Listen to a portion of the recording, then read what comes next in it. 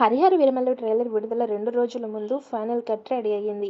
July 3 గురువారం ఉదయం 11:10 trailer విడుదల చేశారు. 'వీరమల్లు' ట్రైలర్ చూడడం కోసం తన స్నేహితుడు, కళా దర్శకుడు ఆనంద్ సాయితో కలిసి అన్నపూర్ణ స్టూడియో, డీఐకి పవన్ కళ్యాణ్ వెళ్లారు. ట్రైలర్ విపరీతంగా నచ్చడంతో ఆయన బాగా ఎక్సైట్ అయ్యారని చిత్ర బృందంతో పాటు అన్నపూర్ణ స్టూడియోలో ఉన్న జనాలు చెప్పారు. 'వీరమల్లు' ట్రైలర్ చూసిన పవన్ కళ్యాణ్ వెంటనే తన ఆప్తమిత్రుడు, గురూజీ అయినటువంటి త్రివిక్రమ్ శ్రీనివాస్‌కి ఫోన్ చేసి రమ్మని పిలిచారట. ఆ తర్వాత మళ్ళీ గురూజీతో కలిసి ట్రైలర్ చూశారట.